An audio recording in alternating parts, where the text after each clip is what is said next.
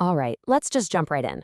Right now, in pretty much every home across South Florida, there's this epic battle going on. And it's not what you think. It's the story of machine versus climate, a brutal fight for survival that your air conditioner, yeah, it's probably losing. So that begs the question, right? Why is your AC literally fighting for its life down in Miami?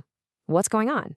And the thing is, it's not just one simple answer. It's basically a brutal multi-front war. Okay, so first, we gotta meet the main villain of the story, and that's Miami's absolutely unforgiving climate. And you have to understand, this isn't just some passive backdrop. Oh no, it's an active, aggressive force that is hammering away at your AC unit every single day. So weapon number one in the climate's arsenal? You guessed it, the heat. We're talking about near constant 90-degree days. This isn't just a couple of hot months in the summer. No. This forces AC units to run all year long. Non-stop. For these machines, there is no off-season. And just when you thought the heat was bad enough, here comes weapon number two, that oppressive, sticky, 80% humidity. You know that feeling, right? When the air just feels heavy? Well, for your AC, that means it's not just cooling the air. It's also working overtime, constantly yanking massive amounts of water vapor out of it. And that is a huge strain. But here's the thing. There's a third enemy, a hidden one. It's the salt air. It just drifts inland from the Atlantic, right? You can even see it, but it's this invisible, corrosive mist that is just relentlessly eating away at all the metal parts. We're talking especially about those outdoor coils. It just causes them to fail so much faster than they're supposed to. And we need to be really clear about something. The stakes here, they're incredibly high. In South Florida, a broken air conditioner isn't just about being uncomfortable. It's dangerous. I mean, when that AC dies, the temperature inside a house can skyrocket to unsafe levels in just a few hours. This goes from an annoyance to a legitimate health risk, like in the blink of an eye. So you've got this constant assault, right? Heat, humidity, and salt. Bam, bam, bam. It's no wonder we get to the inevitable breakdown. So let's dig in and see exactly how this triple threat climate just grinds these machines into dust. And look at this. This chart shows you the real-world impact in black and white. Across the country, you could reasonably expect your AC to last, 15, maybe even 20 years. But down in South Florida, you are doing great if you get 10 to 15 years out of it. The climate literally just shaves a third of its life away. It's insane. I mean, let's put this into perspective for a second. Think about an AC unit somewhere up north. It works for a few months, then gets a nice long vacation all winter. It's a seasonal job. But an AC in Miami Gardens, it's like a marathon runner that's told the race never ever ends. It's just running year-round with constant strain on the compressor, battling that insane heat and humidity. The two jobs, they're not even in the same league. All right, so we get it. The machines are failing, but how exactly? What's the point of failure? It's time to do a little forensic work. Let's look at the anatomy of a Miami breakdown and deconstruct the most common ways these things die.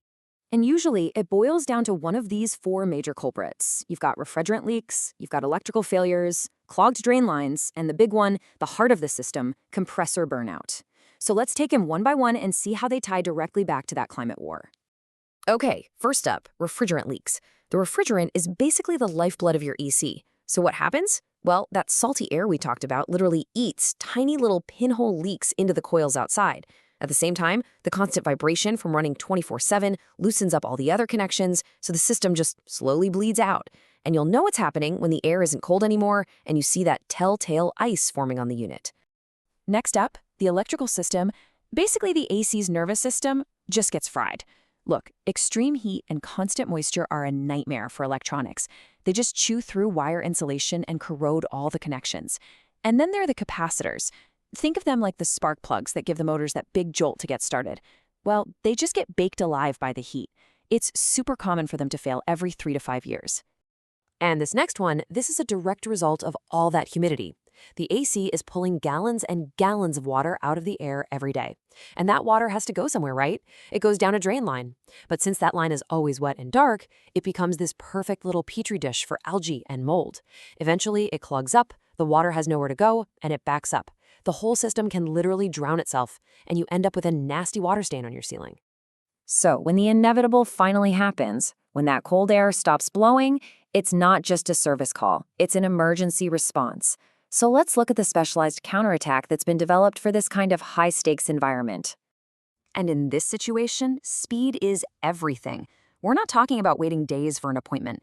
Because of the health risks, the typical window for getting a technician to your door is often just a single hour. The whole local industry is built around that need for speed. And the whole process is a really well-oiled machine.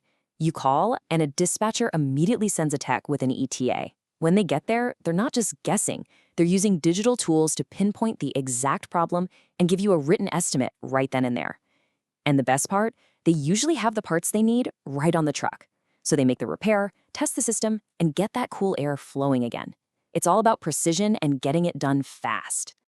Okay, so this all brings us to a much bigger conversation. We need to talk about the true cost of cool. Because trust me, it is way more than just what you pay on your electric bill every month. And if you're a homeowner down there, here's a super practical rule of thumb you can use. It's called the $5,000 rule. It's simple. You take the age of your AC unit in years and multiply it by the estimated cost of the repair. If that number comes out to more than $5,000, well, that's a pretty strong sign that you should probably just replace the whole thing instead of throwing good money after bad. And that rule makes a ton of sense when you start adding up all the other costs, the hidden ones. I mean, think about it. You're replacing the whole system way more often. You're paying for constant little repairs on heat-stressed parts. Your electric bills are slowly creeping up because the older unit is just not efficient. And on top of all that, you have to pay for regular maintenance just to keep the thing from dying. It really adds up.